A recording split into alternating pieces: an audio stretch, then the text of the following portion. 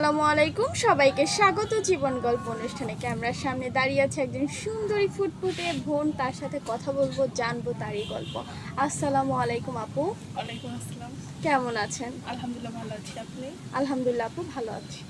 আপু আপনার নাম? মোসাম্মদ সোনিয়া আক্তার। মোসাম্মদ সোনিয়া আক্তার। সোনিয়া আক্তার, আপনার বর্তমান বয়স কত আপু? 24। 24। আপু পরিবারে কে কে আছে? আমার পরিবারে আমরা 4 বোন, আর আমার বাবা মা নেই। আমি যখন আমার মার পেটে তখন আমার বাবা মৃত্যুবরণ করছে, তবে আমি হওয়া অবস্থায় আমার মা মৃত্যুবরণ করছে। ছোটবেলা থেকে মা বাবাকে পাই নাই। কারো আদরই পান নাই? না। ভাই বোন? ভাই বোন আমরা 4 বোন, ভাই নাই। 2 বোন মানুষের বাসায় কাজ করে। আর আছেন ছোট থেকে? হ্যাঁ, ওখানে ছোট থেকে মানুষ হয়েছি। আমার মামা একজন ভ্যান চালক, উনি ভ্যান চালায়। তো মানে বিয়ের ঘর আসে, যৌতুক দিতে পারবে না, এই কারণে মামি আমাকে অনেক নির্যাতন করে।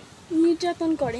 আগে মামি আদর করতো নাকি ছোট থেকেই তার বাপ ছেলে মেয়ের সাথে আপনার যে আপনাকে আলাদা করে দেখতো? আলাদা করে দেখতো, যতই হোক মামি একটু, মামা তো বিয়ে মামি করছে, তো কারণ মামি এখানে তো নিজের মা না যে মায়ের মতো করে দেখবে। খালা হলে অনেক সময় মায়ের মতো করে দেখে, কিন্তু মামিরা মায়ের মতো করে দেখে না হয়তো আমাদের এটা সমাজে। আমাদের ভাগ্যে ছিল না, হতভাগা কপাল আমাদের। আচ্ছা আপু, আপনার বয়স 24 বছর, এখনো আপনার বিয়ের শাদী হয়নি? হ্যাঁ, হয়নি। আচ্ছা আপু, তো আমাদের ক্যামেরার সামনে কি মূলত বিয়ের জন্য এসেছেন নাকি আপনার জীবন গল্প বলতে এসেছেন? না, আমি এখানে আসছি একটি ভালো মনের মানুষ চাই, যে আমার পাশে দাঁড়াবে সারা জীবনের জন্য।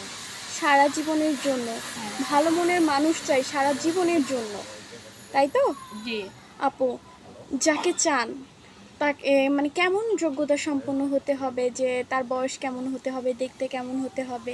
40, 45 বা 50 এরকম হলেও আমার কোনো আফসোস নেই। সে যদি আমার দায়িত্ব নিতে পারে বা আমাকে একটু ভালোবাসতে পারে, এরকম হলেই চলবে। আপু, আপনার বর্তমান বয়স মাত্র 24 বছর, কেন আপনি 50 বছর একজন বুড়োকে বিয়ে করতে চান? কারণ আমি ইয়াং ছেলেকে বিয়ে করব না, কারণ আজকে আমাকে রেখে অন্য মেয়ের কাছে যাবে বা পরকীয়া করবে। আর বেশি বয়সের ছেলেরা এরা ওই হচ্ছে। সুযোগটা থাকে না তাদের, হ্যাঁ, যে আমার যেহেতু অল্প বয়স আমার কাছে ফিরে আসতে হবে।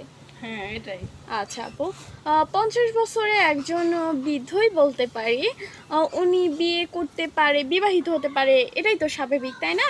তো বিবাহিত পুরুষকে বিয়ে করতে কোনো আপত্তি নেই? না, আমার এইসব কোনো আপত্তি নেই। কোনো আপত্তি নেই? না। আচ্ছা আপু, আপনার সাথে যোগাযোগ করবে কিভাবে? স্ক্রিনে একটু নাম্বার দেওয়া আছে, বা আপনাদের সাথে যোগাযোগ করলে আমাকে পেয়ে যাবে। আমার কোনো ফোন বা সিম নেই। আচ্ছা, লোকে বিয়ে করতে রাজি আছে, উনি মানে একদম নিম্নবিত্ত ফ্যামিলির। আপনারা যদি কেউ ওনাকে বিয়ে না করতে চান, আর্থিকভাবে হেল্প করতে চাইলেও পারবেন, সমস্যা নেই। স্ক্রিনে একটি নাম্বার দেখা যাচ্ছে, ওই নাম্বারে ওনার একটা ছবি স্ক্রিনশট মেরে ইমো বা হোয়াটসঅ্যাপে পাঠিয়ে দেবেন, অবশ্যই আমরা যোগাযোগ করিয়ে দিব। আপু, নামাজ টামাজ পড়া হয়? হ্যাঁ, নামাজ কালাম পড়ি, বা 5 ওয়াক্ত নামাজ পড়ি। আর হচ্ছে আমি মাদ্রাসা লাইনে পড়ছি এসএসসি পর্যন্ত, আর কোরআন SSC শরীফ খতম দিয়েছি। আপু, সুযোগ পেলে হজে যেতে চান? হ্যাঁ, এরকম ইচ্ছা আমার আছে। আচ্ছা আপু, আরেকটা প্রশ্ন কি, যে অনেক ভাই দেশে থেকে এবং দেশের বাইরে থেকে, যেহেতু সবাই আমাদের ভিডিওটা দেখে, দেশের বাইরে বাইরে থেকে কোনো ভাই যদি আপনাকে বিয়ে করতে চায়, ইমো বা হোয়াটসঅ্যাপে, আপনার কোনো আপত্তি আছে? না, এটা বিষয়ে আমার কোনো আপত্তি নেই। কোনো আপত্তি নেই? বর্তমান যুগে আমাদের এটাই চলে আসছে। হ্যাঁ, এর বিয়ে করলে আমার জন্য অনেক ভালো হবে। আচ্ছা আপু, ধন্যবাদ, ভালো থাকবেন, আসসালামু আলাইকুম।